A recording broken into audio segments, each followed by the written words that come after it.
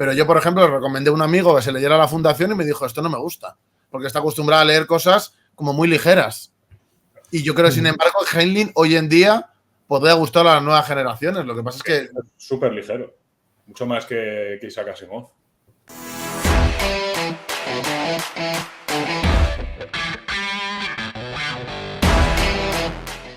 Buenas a todos. Hoy tenemos una charla muy esperada, sobre todo por Vidal, con Luis Pérez Ochando, profesor de la Universidad de Valencia y, bueno, él es especialista en el tema de cine, de ficción, terror y demás. Y además tiene este libro, por si lo queréis buscar, Noche sobre América, que es muy interesante. Y aquí lo dejo y lo dejaré en la descripción. Encantado de tenerte aquí, Luis. Encantado y muchas gracias por la invitación. Estoy muy contento de estar aquí. Hay que admitir que este libro lo hemos leído por él, porque fue el que nos lo recomendó, ni lo conocíamos. Y bueno, nos lo compramos. En este caso, Vidal no se pudo pillar el doble, que viene con Puerta al Verano. Pero es un libro que, bueno, nos ha encantado y te queríamos... ¿Ves? Sí, lo tiene. No me subestimes, Roberto. Te queríamos dar las gracias por recomendárnoslo. Y es un libro que, bueno, que hicimos ya un vídeo un poco explicando de qué iba y demás para la gente. Me parece muy original, aunque veo... Te quería preguntar de primeras. Esto es un libro muy antiguo, entonces obviamente vamos a hacer spoilers. Lo siento, pero es así. Sí. Quería preguntarte si, de primeras, si no ves cierta semejanza, perdonad, que ya no sé ni hablar, con la Guerra de los Mundos por el tema de cómo les afecta a los alienígenas, etcétera. Sí, a ver, es imposible que un libro de ciencia ficción de invasión extraterrestre no remita de alguna manera a la Guerra de los Mundos, que es un gran clásico, ¿no? Además, sobre todo teniendo en cuenta que los dos hablan de invasión violenta, agresiva y de choque entre dos realidades muy diferentes, ¿no? Dos realidades biológicamente diferentes y desde un punto de vista de invasión. La una, revirtiendo el proceso de colonización, la Guerra de los Mundos al final de lo que habla es de que en lugar de que los ingleses van a colonizar el mundo, son colonizados y destruidos por lo otro, ¿no? Y también muy relacionado con el contexto en el que se encuentra, que es el de la caza de brujas y la persecución a comunistas en Estados Unidos durante la década de los 50. Bueno, de hecho, en todas sus obras suele criticar mucho el comunismo, a Marx, etcétera. Y aquí hay un ejemplo, porque lo critica de varias formas, pero hay un ejemplo muy... A mí me resulta muy gracioso, a pesar de mi ideología, que dicen que si las babosas están, o sea, los amos en sí, que si estaban en la Unión Soviética, y el jefe dice, seguramente sí, pero no lo podemos saber porque no hay ninguna diferencia. No, o sea, no hemos notado nada raro. Eso ha sido igual. Sí, de hecho, tengo el pasaje, lo había buscado justo y si queréis como es un pasaje, si queréis lo leo. Léelo. Me pregunté por qué los alienígenas no habían atacado primero Rusia. El estalinismo estaba hecho a su medida. Pensándolo mejor, quizá lo habrían hecho ya. De todos modos, no habría ninguna diferencia. Las personas al otro lado del telón llevaban 3 generaciones con las mentes esclavizadas y otro tipo de parásitos enganchados a ellas. Es posible que la diferencia entre un comisario con babosa y otro sin ella fuera prácticamente nula. Es un libro furibundamente anticomunista y muy determinado por el momento concreto en el que se escribe y el giro todavía más a la derecha que emprende Heinlein justo en estos años. Aquí también ataca, bueno, lo hacen todos los libros, pero yo creo que aquí se ve muy claro porque hay muchos autores que ponen la salvación en, por ejemplo, un esfuerzo colectivo de un pueblo, de una raza, esto realmente es una ideología muy americana, o norteamericana, desde mi punto de vista, de que el salvador es como el héroe, que en este caso son varios, pero es el héroe, el individuo que ante una sociedad, una colectividad idiotizada, en este caso, incluso por babosas que controlan el cerebro, que son los que salvan la situación. Además que literalmente son los que salvan la situación. Entonces, un poco la ideología también, la que era la hegemónica, igual que ahora, por ejemplo, en novelas y en cosas se ve la ideología woke, ¿no? Que muchas veces, en muchos autores, pues en esta época, Heinlein está defendiendo, aunque él siempre ha sido muy crítico y hay siempre, incluso para su época también era revoltoso, por así decirlo, pero en cuanto a esto yo creo que es una manifestación de lo que es la ideología dominante del momento, ¿no? Sí. Sí, por supuesto. Respecto a lo que has dicho del individualismo, es muy pertinente, ¿no? Y es algo que se va a ver en todas sus obras. Veo que tienes la edición doble, en la que también está Puerta al Verano, y ahí también se ve muy bien cómo el protagonista es un héroe individualista, una persona, pues, con mucha autonomía, muy emprendedor, un ingeniero, en fin, es exactamente el modelo de sujeto que se plantea en muchas de estas obras. Lo que es muy interesante en Henden, que a mí es un tema que me ha interesado mucho, es cómo, por un lado, tiene héroes que son individuos muy individualistas, muy autónomos, pero los integra en estructuras muy jerárquicas, militarizadas, muy cerradas. Y claro, hay un conflicto muy interesante, ¿no? Porque está la necesidad de estar dentro de una estructura organizada, muchas veces de tipo militar, como conocéis muy bien por Starship Troopers, pero al mismo tiempo, de alguna manera, se tienen que reafirmar y eso crea unos conflictos muy interesantes, ¿no? Hay una novela que me gusta también bastante, que es Ciudadano de la Galaxia, que no sé si la habéis leído. Pues en esta es un proceso de maduración del personaje que comienza siendo un niño esclavo y poco a poco va atravesando distintas sociedades organizadas de distintas maneras y te va mostrando distintos modos de sujeción a la sociedad, la familia, el clan, porque en cada una de ellas va a estar estructurada de una manera, y cómo él tiene que ir navegando por todas ellas hasta buscar su propia autonomía y autoafirmarse como individuo, que al final es lo que quieren muchos de estos héroes. Y es muy interesante esa contradicción continua, o más que contradicción, esa situación paradójica de querer reivindicar al individuo, pero meterlo dentro de estructuras muy rígidas. También he visto que en este libro se ataca muy fuerte a la democracia en el sentido de hasta que no tomen una decisión y se pongan todos de acuerdo de que esto es un peligro real, no vamos a hacer nada. Y por culpa de eso, y te lo deja claro el autor, no intervienen en el conflicto y algo que podría haberse cortado, por lo menos en Estados Unidos, de una forma más radical y mucho más rápida, por dejar pasar 1 o 2 semanas o 3 semanas más, se convierte en un problema nacional que prácticamente acaba dividiendo el país y una guerra civil terrible. Y te pone el ejemplo que pone él varias veces del piloto del avión, que cuando hay un problema en el avión, el piloto no pregunta a los pasajeros qué hay que hacer, sino que debe tomar decisiones.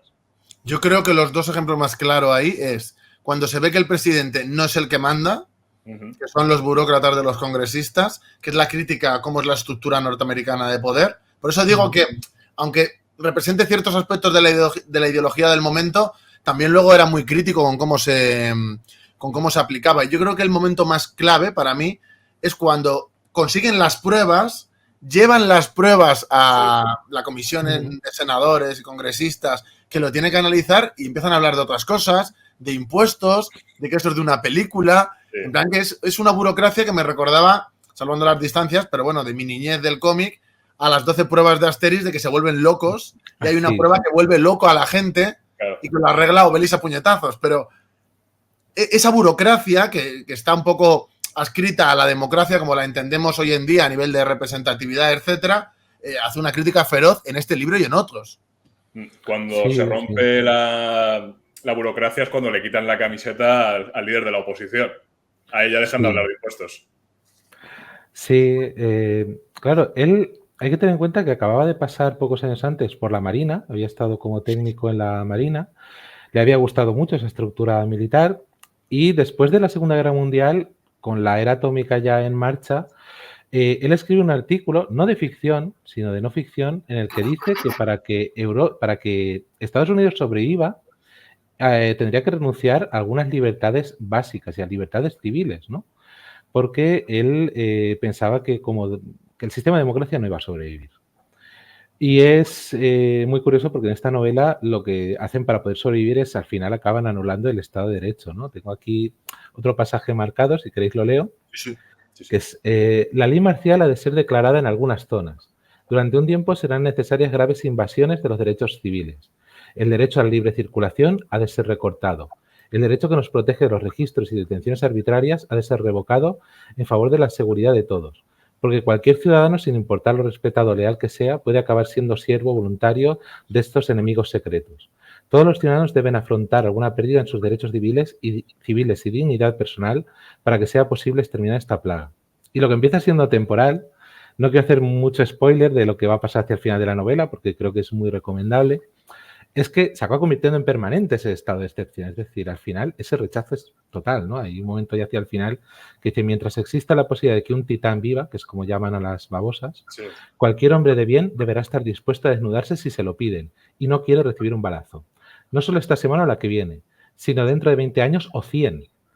Es decir, y eso también es muy contradictorio y muy interesante, ¿no? Cómo estás criticando un modelo que identificas con el soviético, en el que no hay libertad, estás sometido a esas babosas, no tienes autonomía, pero luego el modelo de sociedad que defiendes acaba siendo también muy opresivo. Y eso es una de las cosas que a mí me parecen muy apasionantes de la novela. Bueno, opresivo, ya me refiero al autor en sí, opresivo, incluso yo, por ejemplo, en Tropas del Espacio, colectivista, o sea, desde otro ángulo distinto a lo soviético, pero yo creo que por eso le llaman fascista, por el colectivismo que tiene, en cierto modo, por el tema del ejército, la disciplina, etcétera, que en muchos casos sobrepasa, incluso somete al individuo. La gente dice, no, él era libertario. ¿Qué libertario propone anular todas las libertades individuales, o casi todas? Y ahí veo una contradicción que es muy bonita de ver, ¿no? Y de entender en un autor que es, desde mi punto de vista, a nivel de ideas, bastante complejo. Y eso es interesante. El colectivismo para hacer frente al colectivismo. Es la contradicción. Sí, porque hablan de libertad, pero luego él, como está dentro de una estructura también, que es la de esta agencia paralela al gobierno, que viene a ser una suerte de CIA que funciona en la sombra, ¿no? Y allí, pues, se tiene que acabar sometiendo a torturas, obedecer a cosas que no quiere hacer, y está muy sometido. De hecho, esto sí que no lo voy a contar, pero él, para dentro de esa estructura llegar a realizarse, tiene que hacer una serie de cambios respecto al orden de esa estructura y respecto a la relación que tiene con el jefe, que tiene un secreto que tampoco voy a revelar, que es lo que al final le permite, ¿no?, escalar y convertirse dentro de una estructura muy cerrada en un individuo autónomo, ¿no? Y tienes esos dos polos continuamente muy enfrentados. También me gustaría hablar un poco de la historia y de los, bueno, de aspectos de ficción. Y a mí, yo cuando empecé a leerlo me dije, las babosas controlando. Y luego en realidad me pareció una genialidad, ¿no? Porque es una raza, por ejemplo, en la Guerra de los Mundos, los marcianos, en sí lo que es el marciano es un ser bastante débil, físicamente me refiero. Y de hecho su debilidad es por una cuestión biológica. Y las babosas yo las veía como incluso más débiles, pero claro, luego a la hora de poseer todo tipo de ser vivo, de cómo...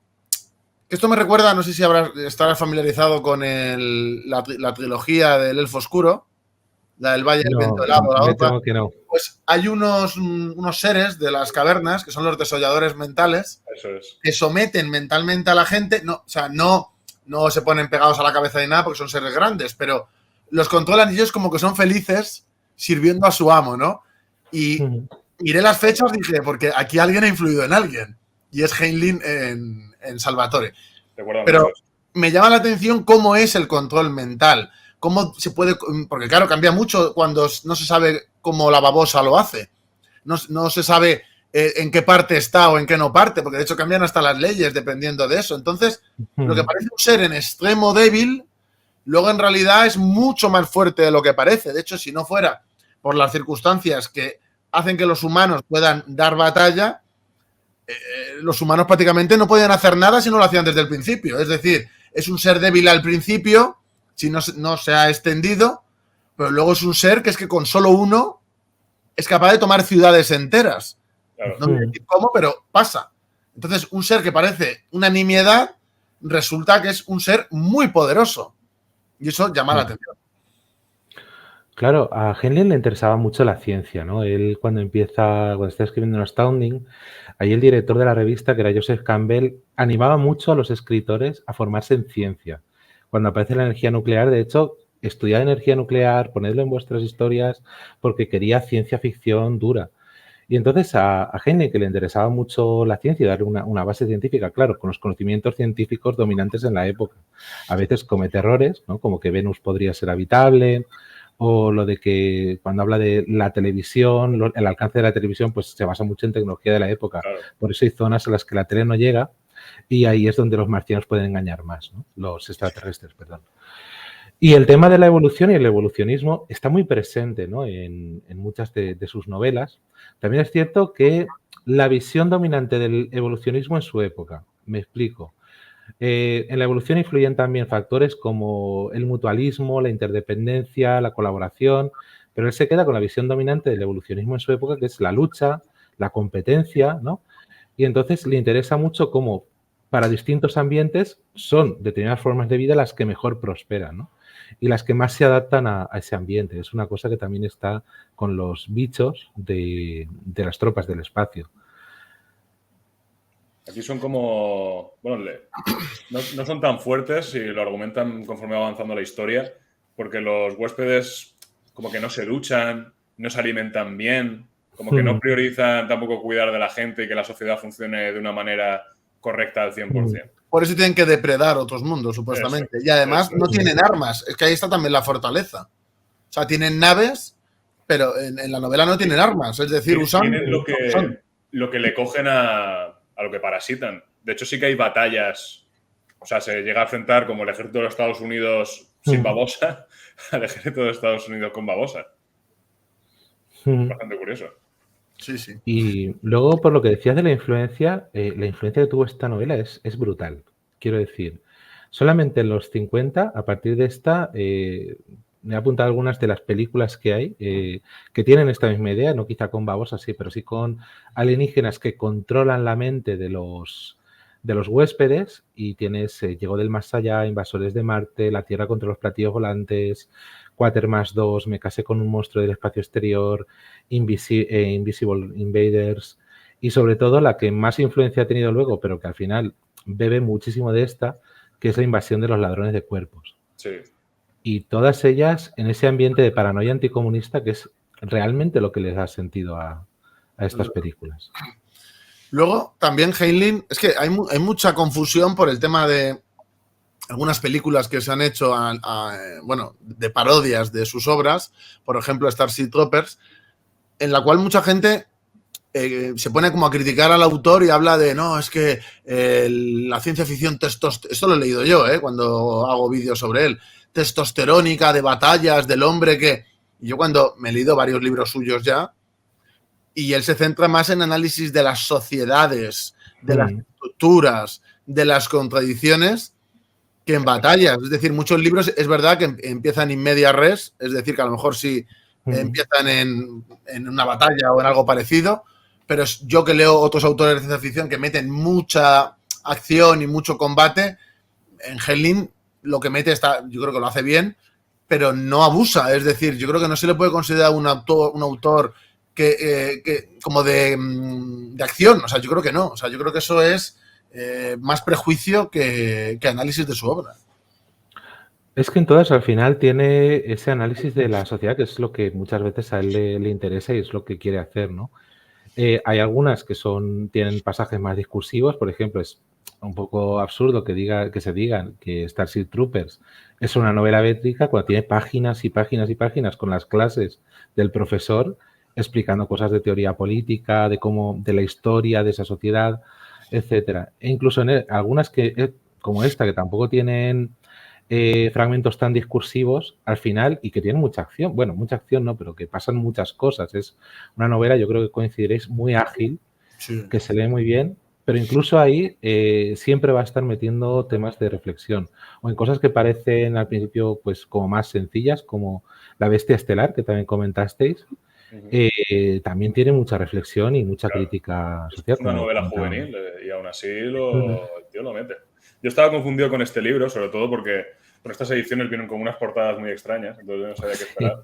Y cuando empecé a leer dije, pero si esto es la guerra de los mundos, como cuando llegan los platillos y tienen comunicación con la gente que está allá a pie de calle y se corta la comunicación.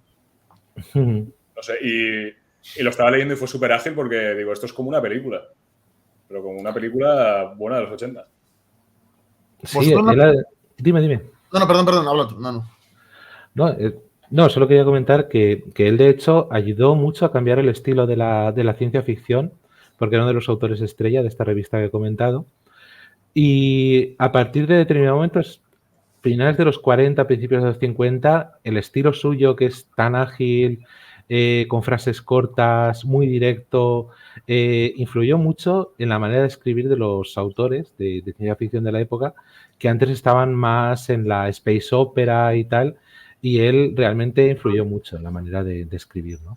Nosotros estamos, bueno, lo habrás visto por aquí, repescando muchas de sus obras. De hecho, algunas queremos incluso hacer ediciones nuevas.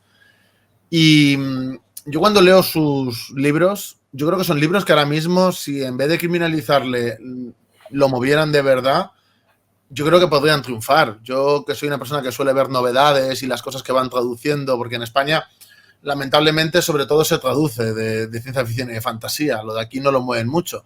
Pero yo sí voy viendo las novedades y sí voy leyendo más o menos los libros de la gente puntera. Y yo, sinceramente, si yo cogiera sin conocerle un libro de Heinlein, el que sea, de los que me he leído, y lo viera allí, seguramente lo pillaría y me encantaría. Es decir, es un autor que no se sacan nuevas ediciones y, sin embargo, yo creo que podría tener mejor salida, incluso por el estilo como escribe, gustar más que autores que se tienen como las eminencias del género, ¿no? Que publican en todos los sitios y que, a no ser que te guste mucho la ciencia ficción, yo creo que no es así, porque yo, por ejemplo, mira, a mí me encanta Asimov, pero yo, por ejemplo, le recomendé a un amigo que se leyera La Fundación y me dijo, esto no me gusta, porque está acostumbrado a leer cosas como muy ligeras. Y yo creo que, sin embargo, Heinlein hoy en día podría gustar a las nuevas generaciones. Lo que pasa es que... Es súper ligero, mucho más que Isaac Asimov. Sí, es muy legible, es muy ágil. Y pasa muy rápido de una escena a la siguiente, no te da tregua, no te da tiempo a que el libro se te caiga de las manos, porque quieres seguir, te engancha mucho la historia y siempre quieres seguir adelante. Y lo que comentabas, Roberto, es verdad que es una lástima que no se reedite más, porque hay muchísimos libros muy interesantes suyos, y no son muy interesantes, sino muy divertidos, y que no hay ediciones nuevas desde hace muchísimos años. Desde el 90 y la última de Tropas del Espacio, que es la que tengo yo, creo que es del 98. Y ya está. Y se hizo por la película. Si no, yo ahí tengo la misma edición que Vidal, esta en esa misma colección. Sí. La traducción, no sé, no es muy... Y claro, es una lástima también que a veces tengas que tirar de traducciones pues que no son todo lo finas que podrían ser y bueno, pues es una pena. Nosotros la verdad es que, bueno, de hecho en Zenda deben de estar hartos de mí, porque cada vez que me dicen, recomiendo, me han hecho una que va a salir, que es como la biblioteca de Geos, y bueno, esta revista se ve, ¿no? Y lo ve mucha gente, y yo siempre estoy con Heinlein, y es como, este tío solo tiene un tema. Pero es que, claro, ¿qué sentido tiene que me ponga a hablar de Asimov, por ejemplo? Si todo el mundo conoce a Asimov, y vas a cualquier sitio y está lleno de cosas de Asimov, también hablamos de él, pero yo creo que hay que recuperar precisamente lo que se está perdiendo, ¿no? Yo creo que es un poco deber que tenemos. Oye, yo creo que también el hecho de haber sido un autor ideológicamente muy polémico, pues ahora no conecta tanto con la sensibilidad de la industria cultural, por así decirlo. Y me parece un error, porque yo ideológicamente puedo estar en las antípodas de muchas cosas que me plantea, pero me gusta mucho, me parece muy interesante también porque es un discurso que no es el mío. Entonces, me hace ver las cosas desde su punto de vista, las puedo criticar, puedo no compartirlas, pero creo que es algo muy interesante. Además, acusaciones que se han hecho como de ser un autor misógino, hay que matizarlas mucho, pero mucho, porque sí que es cierto que él a partir de los 70, después de la ola feminista, se vuelve más misógino, ¿no? Y los personajes femeninos son más planos, más erotizados, pero en los años 50 tiene personajes femeninos fuertes, independientes, autónomos, que no se diferencian en nada de los personajes masculinos. Es muy igualitario, porque lo que valora es las capacidades, la inteligencia, el arrojo. No hay más que recordar el personaje, no recuerdo ahora cómo se llamaba la chica piloto en Tropas del Espacio, si era Mary o... No sé si tendré apuntado por aquí. Mezcla con la película, no sé si le cambian Lo el busco ahora nombre. mismo. Pero vamos, que claro, todo es matizable, ¿no? Porque no son los mismos los personajes femeninos que él escribe en los 50 que los que escribe más tarde por ese rebote ideológico, ¿no? Y claro, todo tiene sus matices, el hecho de que sea un autor muy de derechas, pero al mismo tiempo tenga sus contradicciones o te plantee él mismo porque quiere esas paradojas, ¿no? Para que tú las reflexiones, pues a mí me lo hace un autor muy interesante, ¿no? Aquí en este libro, al principio, parecía que Mary, por ejemplo, iba a ser un personaje plano, por cómo lo describe, lo introduce y demás. Pero luego no es así. De hecho, luego cómo se desarrolla la historia y cómo se concluye depende mucho de ese personaje, por no decir del todo. Sí, sí que es verdad que al final pues un poco se acaba redirigiendo de tía fuerte a acabar siendo solo Sí, la novia a de, mujer ¿no? modelo. Sí. Pero bueno, esa tensión está ahí, ¿no? La de, por un lado, tienes un personaje autónomo, fuerte, valiente, que se presta voluntaria a las cosas más arriesgadas, y luego, pues, un poco la ideología de su tiempo, ¿no? De que, pues, dar un rol más tradicional de la sociedad americana capitalista a la mujer. Entonces, vas a encontrar otras dos cosas en este periodo de su escritura, pero también muchas mujeres fuertes, ¿no? Entonces, claro, que lo condenen como autor misógino, no se publica. A mí me parece un error. Es que es un libro del año 51 en Estados Unidos. Es que... ¿Quién no lo era? O sea, Y aparte que hay que entender al autor en su contexto. Es que si te pones a mirar los clásicos desde la perspectiva de lo que es lo hegemónico en la industria ahora mismo, es que ¿quién se salva de los antiguos? Ninguno, porque era otra época y era otras condiciones materiales y la gente era diferente. Y para su época era mucho más igualitario que la mayoría de escritores de su generación. De hecho, estos días, buscando información, leí un artículo de una autora cuyo nombre ahora mismo no lo tengo por aquí, y decía que ella lo reivindicaba porque decía, para mí, cuando era niña, el leer esos personajes era una inspiración. Y cita muchísimas de las obras suyas como obras en las que realmente veías esa posibilidad, ¿no? de tener un trato exactamente igual que el de los hombres y que lo que valía de ti pues era tus capacidades. Aquí, por ejemplo, estás hablando de una mujer que está en una agencia de espías y que la mandan a primera línea en los conflictos.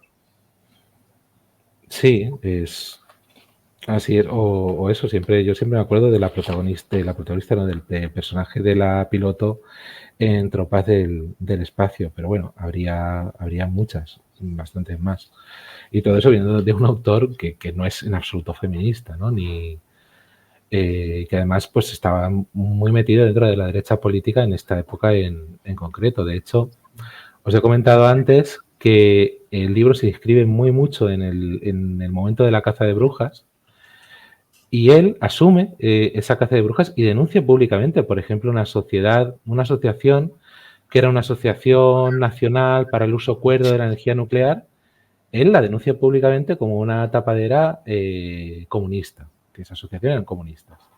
Y él se implicó mucho en todo esto. Y bueno, pues pese a ello, sigue resultando un autor que, aunque no comulgue ideológicamente con él, es muy, muy interesante.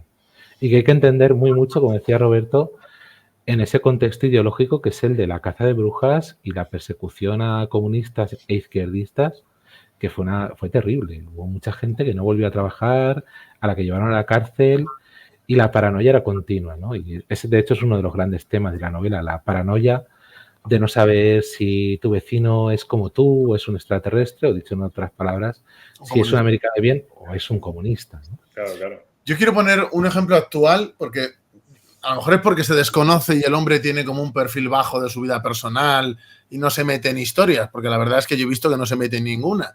Pero para mí, y me corregí si me equivoco, yo creo que el escritor más mainstream, el más pop ahora mismo, el más seguido, el que siempre está en todas las estanterías, es Brandon Sanderson, que es mormón. Que le pregunten a Brandon Sanderson, que no hay más que leer sus novelas para ver qué es lo más, bueno, no correcto, pero de escenas de sexo, de cosas de eso, es que ni existen. O las que hay son, no sé, parece la madre de Bambi con Bambi. Y a él no le censuran, de hecho está en todos sitios. Pero que le pregunten a él, que es mormón, qué piensa del feminismo, bueno, de todo lo hegemónico actual, o del papel de la mujer, que le pregunten un día a ver qué pasa. Es que no va a contestar, pero que veo mucha hipocresía en este sentido, que el tío más pop que hay posiblemente sea más conservador que Heinlein. Sí, o Stephanie Meyer, la autora de Crepúsculo, también es mormona y vamos, yo no me he leído esta serie, pero parece ser que también hay mucho pensamiento mormón ahí metido dentro de toda esta serie de Crepúsculo. Pero sí, es... Por eso. No, es que hay gente que acusa a Sanderson de ser John Adult. O sea, a tú ni idea de a qué nivel llega esto. Yo me leí El Imperio Final y parecía... pero problemática adolescente de los 70. O sea, de que es un buen escritor, a mí me gusta, pero ¿por qué a él no le cancelan y al otro sí? O sea, yo lo que quiero es que no cancelen a nadie, pero es solo una reflexión que hago porque yo cuando llego a la casa del libro me sale el libro así, Brandon Sanderson, número 1 de no sé qué, y no encuentro lo que yo quiero. Así, y en toda la estantería, todas las estanterías de ciencia ficción va a ser él una y otra y otra y otra. Está lleno de él. Sí. Qué bien, porque escribe bien, pero un poquito de Heinlein, que no hace daño, hombre. Ahí... Y te quería preguntar, Luis, porque bueno, es nuestro género más odiado, te quería preguntar por lo nuevo, porque a mí la novela juvenil sí me gusta, pero cara, como se dice en inglés es diferente, por el género young adult, que haya editoriales enteras, del típico hombre lobo adolescente.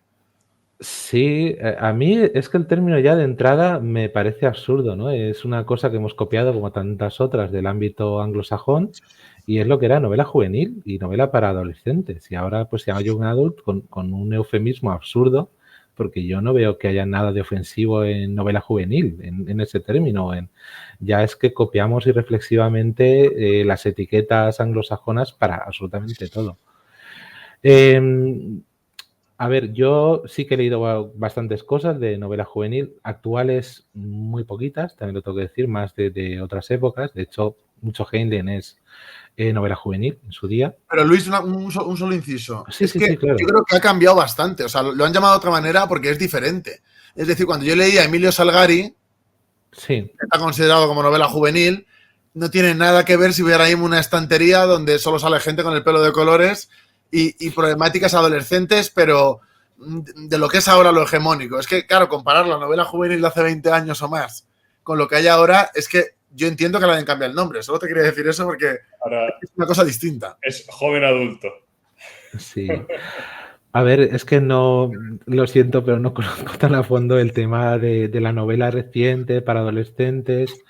De hecho, las cosas que he leído ha sido porque se han publicado como young adult en Estados Unidos y al traducirlas, pues como se ha visto, como el editor ha visto que eran cosas más interesantes, con más profundidad, no las han vendido como young adult, las han metido en colecciones normales para adultos, ¿no? Y esas son las cosas que al final he leído. Yo lo que leía como literatura juvenil pues eran los clásicos del 19, que yo creo que hemos leído todos, de H.G. Wells, Julio Verne, Emilio Salgari, Robert Louis Stevenson, y realmente sí que tienes todas las razones, es otra literatura.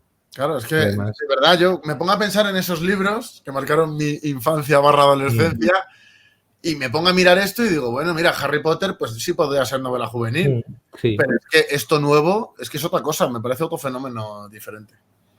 Sí, ahí ha cambiado muchísimo el mercado y a mí me da mucha lástima, ¿no? Que ahora ya no se lean esos clásicos porque Isla del Tesoro es un libro maravilloso, o La Guerra de los Mundos, El Hombre Invisible, y es una pena que ya no se lean, ¿no? No. Pero ya digo que... Y son libros de generaciones, eso los ha leído mi padre y los ha leído mi abuelo. Sí.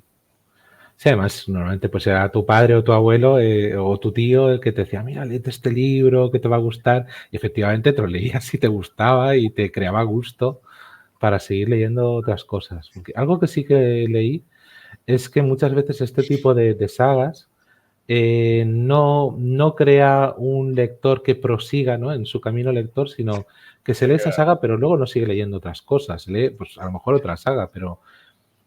es una experiencia lectora diferente, pero ya digo que yo hablo que no tengo conocimiento de causa suficiente, no me considero capaz tampoco de hacer un análisis en profundidad porque no soy lector de este tipo de cosas. Y de eso que te libras.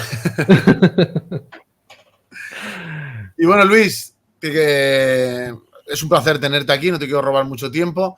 Quería preguntarte, ya que nos recomendaste si nos quieres recomendar otro y en un tiempo pues te vienes también a charlar de él.